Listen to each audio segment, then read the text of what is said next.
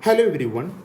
So today we are going to discuss a very important topic, that is rheumatic heart disease.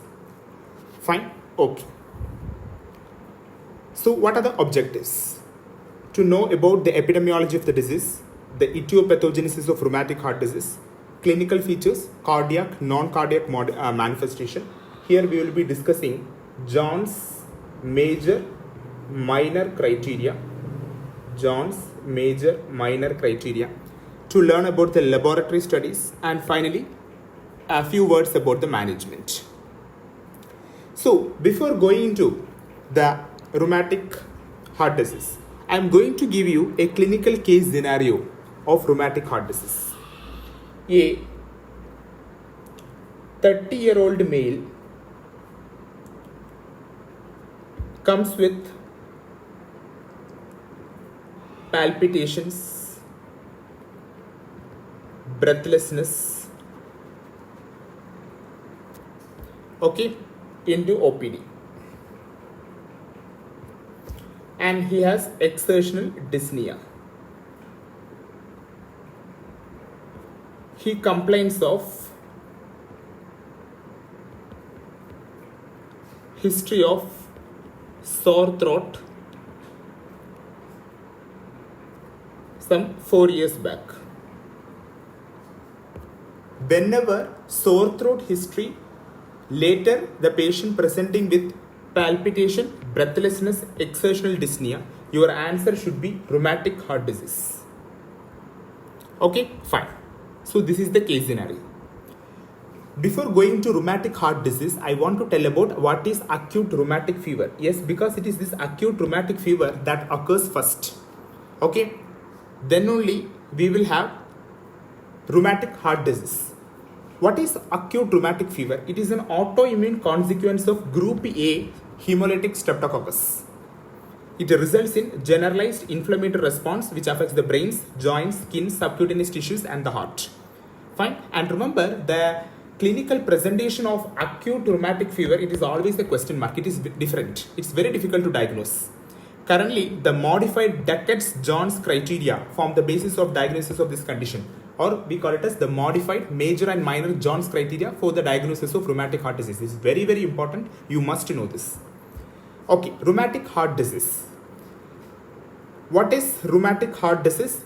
It is nothing else but the constellation. Because of this, group A hemolytic infection, we will have a spectrum of problems which mainly affect the heart. Remember, it is not only the heart which is mainly affected in acute rheumatic fever, but almost all organs are affected. But our discussion will be mainly towards rheumatic heart disease. Fine? Yes. So, constellation of results of the physical examination, autoimmune marker, other serological tests, tissue pathology, imaging, everything we will be going to discuss. So, rheumatic heart disease, it is nothing else but the permanent heart valve damage. The word is very important. It is the heart valve damage. It is one of the valvular heart disease because of one or more attacks of acute rheumatic fever. Remember, around 60% of the patients who have acute rheumatic fever will definitely develop rheumatic heart disease. And the most commonest valves which affects, this you can write in the introduction part of your long question. The commonest valves which mainly affects are mitral valve and aortic valve. Fine, it doesn't mean that the rest are other valves. Almost all valves will be involved. Out of that, mitral followed by aortic, important. Common. What are the causes? Okay, yes, rheumatic fever is because of inflammatory autoimmune response. It is nothing else but it's an autoimmune response to the infection. Fine, yes. Remember, rheumatic fever develops only in children and adolescent following group A hemolytic streptococcal. Okay, the patient will have pharyngitis, that is sore throat. And remember, there is genetic predisposition. That means those who are having HLA allele, that is TNFA and MBL2. That is inflammatory protein encoding gene, and HLA-DR class 2 alleles have increased risk of getting group A hemolytic, beta hemolytic streptococcal pharyngitis, and as a result rheumatic fever. Okay, yes. Now we are going to see what is the pathophysiology. Now we are going to see what is the pathophysiology. Pathophysiology of rheumatic heart disease proper. See, the beta hemolytic streptococcus antigens and the antigens which are present in the heart tissue, that is consider it is an M antigen or the myocardial antigen which is present in the myocardium, and the antigen present in the cell wall of beta hemolytic streptococcus are identical. So what happens when the beta hemolytic streptococcus enters the body will produce antibodies against the cell wall antigen. Remember, this cell wall antigen mimics, that is called molecular mimicry. What is that called as? Molecular mimicry. Yes, molecular mimicry. These autoantibodies will affect not only the beta hemolytic streptococcus, it will also damage the myocardium in the heart. That is the basic pathology behind what? The heart problem or the valvular heart disease following an episode of acute rheumatic fever. Okay, I hope it is clear. Yes. Okay. What are the inflammatory cytokines involved? Interferon gamma, tumor necrosis factor alpha, interleukin 10. Consistently they are involved, predominant in the valvular tissue, as well as interleukin 4. Okay, all this expression is responsible for the tissue damage. So what is the proposed pathophysiology? Simple, these 2 points you have to remember. Cross-reactive antibody bind to cardiac tissue, which will facilitate the infiltration of streptococcal primed CD4 plus T cell, which will trigger an autoimmune reaction, releasing inflammatory cytokine like interferon gamma, tumor necrosis factor alpha, responsible for myocardial damage and valvular damage. Fine? Yes. And I have already told you the interleukin 4 producing cells are predominantly found in the valvular tissue. This explains the reason why the disease is more present or more confined to valves rather than the rest of the parts of the heart. I hope this is clear. This is actually the pathophysiology. So when they ask about rheumatic heart disease, first you are going to write what is rheumatic heart disease. Then you are going to write what is acute rheumatic fever. Then you are going to write what is the causative organism. Then you are going to write who are the risk, that is the children, then adolescent, then the genetic, that HLA-DR2 and that inflammatory protein encoding genes. Then you are going to write about the pathophysiology. In pathophysiology, this is all these things you are going to mention again. Fine? Yes. So this is the basic reason or this is the basic pathogenesis behind the rheumatic heart disease. Okay. Then actually, fine. Okay.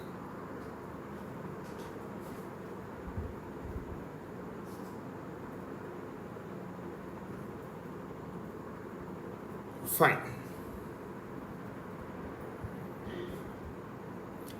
Group A streptococcus. Okay, just a few words about the organism. You can write these points in that introduction. Group A streptococcus is a gram-positive coccus. It has it usually frequently colonizes in the skin or of pharynx, and remember it causes pharyngitis, impetigo, cellulitis, myositis, pneumonia and puerperal sepsis. Fine. It may also cause non-suppurative disease, and rheumatic fever, rheumatic heart disease and post-streptococcal glomerulonephritis are non-suppurative conditions caused by group A beta hemolytic streptococcus. Fine. Yes, and they will have some important cytotoxins, that is what we call as streptolysin S and streptolysin O. That is no ASO titer we used to analyze in lab for rheumatic heart disease. Fine. Yes, and remember streptolysin O induces persistently high antibody titer, which is a useful marker for group A streptococcal infection as well as in its non-suppurative complication like acute rheumatic fever as well as post-streptococcal glomerulonephritis. Fine.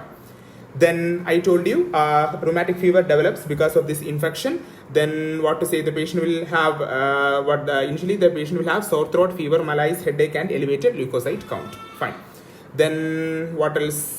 Yes, the presence of M protein is the most important virulence factor for group A streptococcal infection in humans, and this M protein will mimics the myocardium. That is why the cross antibodies is going to target against the M protein of the streptococcus as well as the myocardium antigen, and that is it's like what is called as molecular mimicry. Just remember that word. If you write that point itself, it's done. Okay, yes, molecular mimicry. And remember CD4 plus T cell, inflammatory cytokines, that is tumor necrosis factor alpha, interferon. Just remember that slide. That single slide only you have to write in case of the pathogenesis of rheumatic heart disease. Fine. These and all the general infections. Fine. Then coming into rheumatic heart disease features proper. Okay, I'm going to write here rheumatic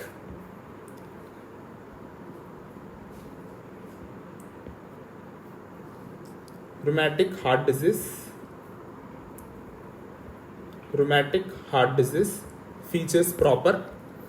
It produces pancarditis. What do you mean by pancarditis? Very, very important, because this we will learn in John's criteria. That means endocarditis, myocarditis and pericarditis. All layers of the heart is involved. Endocarditis is mainly manifested as valve insufficiency. I have already told you what is the reason behind which the valves are most frequently involved in rheumatic heart disease. The answer is the interleukin 4 producing cells are predominant in the valves. Then mitral valve is most commonly severely affected in 70% of the patient, followed by aortic valve. Remember, tricuspid valve is also involved. Pulmonary valve is rarely affected. Which of the following valve is not at all affected? If they are asking a multiple choice question, you can go for pulmonary valve. Pulmonary valve is the rarest of the rarest valve affected. Okay, fine. And pericarditis, the patient may present with the constrictive pericarditis. We will see in clinical features again. Okay, then what to say?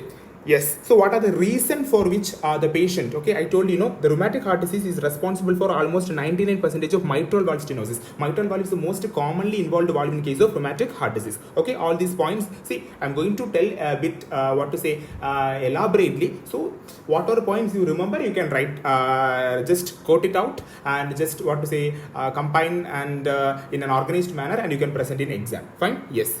Just remember, this valvular insufficiency usually occurs after nearly 2 to 10 years. That is why in a case scenario, the patient will say, yes sir, 10 years back I have sore throat, I have pharyngitis, I have impetigo. So that is a history. So 10 years after only, the patient will have damage to the valves. Okay. Then, coming into epidemiology. Okay.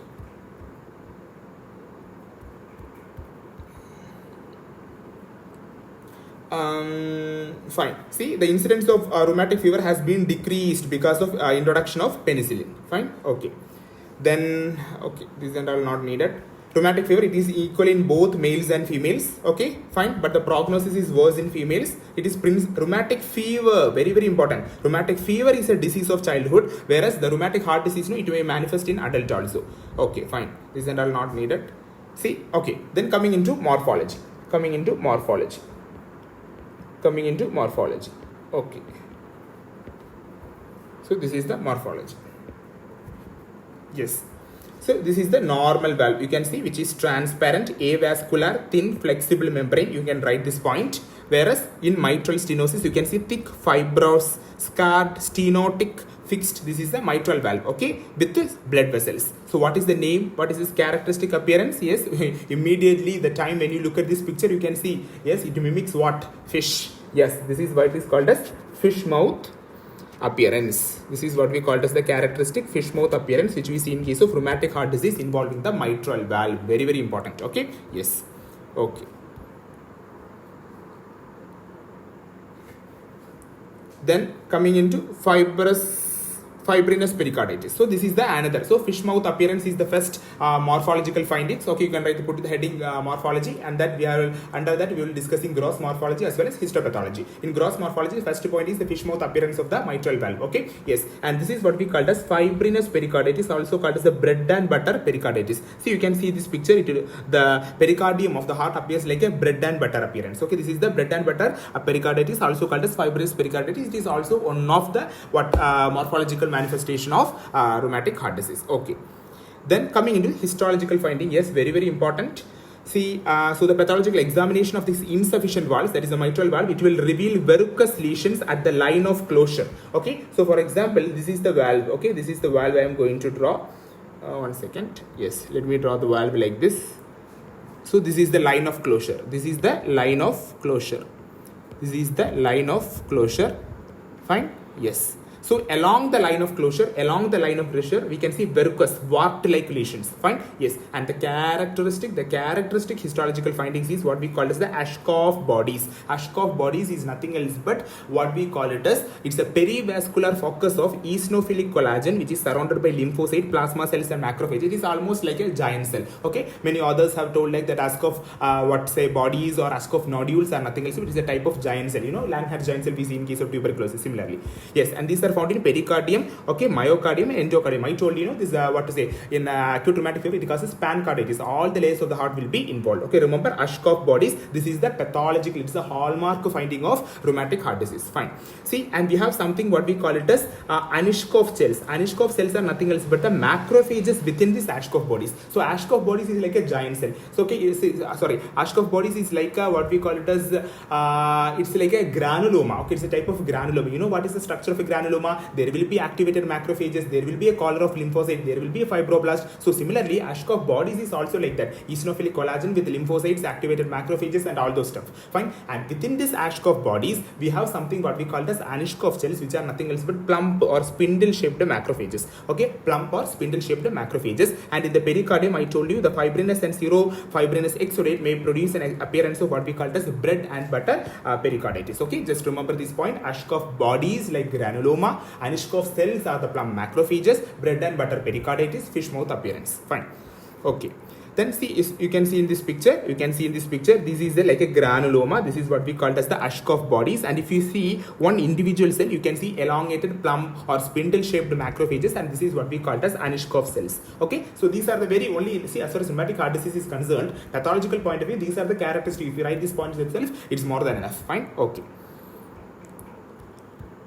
So coming into clinical presentation. So yes, the patient first, remember, the patient will have a history of rheumatic fever, and we have to diagnose rheumatic heart disease with the help of John's criteria. We will see what is John's criteria. We have major and minor John's criteria. It is called as Duckett's modified Duckett's John's criteria, or just write modified John's criteria. Okay, this modified John's criteria will it has some guidelines for the diagnosis of rheumatic fever. We have some set of major criteria and we have set of some minor criteria. Remember, whenever there is two major or one major with two minor criteria is present, we can diagnose that the patient is having rheumatic fever. So what are the major criteria? Number one, pancarditis. Don't write it is carditis, it is pancarditis. Number two, polyarthritis. Okay, number one, pancarditis. Number two, polyarthritis. Number three, chorea. It's not just simply chorea, it is Sydenham's chorea. It is Sydenham's chorea. Okay, yes. Then 4 is what we call it as subcutaneous nodules, and 5 is what we call it as erythema marginatum. So pancarditis, polyarthritis, Sydenham's chorea, subcutaneous nodules and erythema marginatum, all these forms the major John's criteria. Fine. So the minor criteria include number 1, fever, number 2, arthralgia. It's not polyarthritis, it is arthralgia. Prolonged PR interval on ECG, elevated CRP, that is ESR, presence of CRP and leukocytosis. Okay, and one of the following must be present. What is that? Either a positive throat culture for streptococcal antigen, elevated streptococcal antibody, or any history of previous rheumatic fever or heart disease. So these all forms the minor criteria. 2 minor plus 1 major, or if 2 major is present, we can diagnose the patient is having what? Rheumatic fever, not rheumatic heart disease, acute rheumatic fever. Very, very important. Fine. This is the major and minor John's criteria. So just remember all these points, the 5 major and all these minor criteria. You should remember, they will ask in exam. Okay. Then coming into physical findings, we have cardiac and that is non-cardiac manifestations. Fine. Yes. So as far as cardiac manifestation is concerned, because that is the rheumatic heart disease is concerned, cardiac manifestations are the one which we have to focus on. Number 1, pancarditis. It is the most serious and second most common complication of what we call as rheumatic fever. Fine. Yes, the patient will have dyspnea, mild to moderate chest discomfort, pleuritic chest pain, cough. Okay, all those. And then coming into what to say, you can see some murmurs. Okay, that is added heart sounds may be also seen. Okay, and other cardiac manifestation include congestive heart failure and pericarditis. What is that? Fibrinous pericarditis, bread and butter appearance. Fine. Then as far as murmur is concerned, you can get a pansystolic murmur. Just remember only that point. Okay, apical pansystolic murmur, or at the same time you can apical pansystolic murmur or apical diastolic murmur, we call it as Carey-Coombs murmur is also seen. Okay, when it is associated associated with severe mitral insufficiency. Okay, pansystolic murmur you can see in case of MR, mitral regurgitation. Okay, yes, just remember these 2 points. Okay. Then the patient may have congestive heart failure, pericarditis. Just remember this point. What are the non-cardiac manifestation? Yes, polyarthritis. Then Sydenham's chorea. Just remember the name. Fine. Yes. Okay. Then erythema marginatum. Erythema marginatum is a characteristic rash you can get in acute rheumatic fever. Fine. These are serpiginous ring. Okay, serpiginous ring-like rashes. Fine. Then you can see subcutaneous nodules which mainly present over the extensor surface of the elbow, knee, ankles, knuckles, okay, in the lumbar and thoracic vertebra. And remember, they are non-tender nodules. Okay, they are non-tender nodules. Okay, yes, and they usually resolve within a month. Fine. Then, okay, these are all non-specific finding. Okay, mitral stenosis is one of the complication. Okay, it's one of the manifestation of cardiac manifestation of chronic rheumatic heart disease. Okay, you can also get aortic stenosis, which is the valve which is rarely involved. Answer is pulmonary valve. Okay, the patient may also go for finally arrhythmias. Then yes, coming into the lab studies, throat culture for group A beta hemolytic streptococcus, rapid antigen detection test. Fine. Then anti-streptococcal antibody. What are the antibodies you have to remember? That is anti-streptolysin O, which is most specific of acute rheumatic fever. Fine. Yes. And yes. So remember, it will almost rise during the first month. It plateaus for 3 to 6 months, and finally it returns to normal level after 6 to 12 months. Just remember, all these are high yield points. Okay. Then okay, imaging studies, Doppler, other tests, all those not needed. Okay. Then again, histological finding, I have told you, Ashkoff bodies, perivascular foci of eosinophilic collagen surrounded by lymphocyte, plasma cells, macrophages found in pericardium, myocardium, endocardium, Ashkoff cells, plum macrophages with Ashkoff bodies, and bread and butter pericarditis. Fine. Yes. Management, we have medical and surgical management. Surgical management involves valvular repair, and medical management involves this the treatment, that is penicillin. Okay, penicillin 5. Okay, that is the most important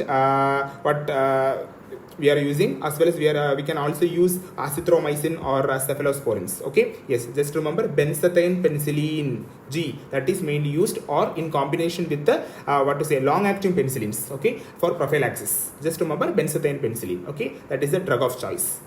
Okay, yes, so with that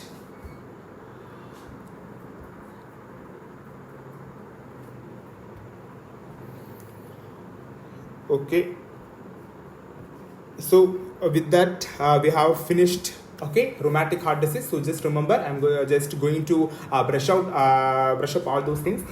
So rheumatic heart disease is concerned, number 1 point you have to remember what is the etiology. Okay, then you have to write about acute rheumatic fever, then some important features and what virulence factor of group A beta hemolytic streptococci. Then then you have to write about the etiology. Okay, why the rheumatic heart disease occurs, what is the pathophysiology. Okay, I told them what is the not pathophysiology, what is the pathogenesis. Yes, that cross-reactive autoantibodies and all those steps. Then we can come to the morphology, in that gross and histology I have told in detail. Then coming to major and minor modified Jones. Please use the word modified Jones criteria. Okay, then remember 2 major or 1 major with a 2 minor, we can diagnose this. Please write that criteria as such, which is given in the slide. You can't change because it's a criteria, it's a guideline, you have to follow that. Then coming into the clinical features, cardiac and non-cardiac manifestation. Non-cardiac only, that's Sydenham's chorea, polyarthritis, arthralgia and so stuff. Then cardiac manifestation, remember mitral stenosis, aortic stenosis.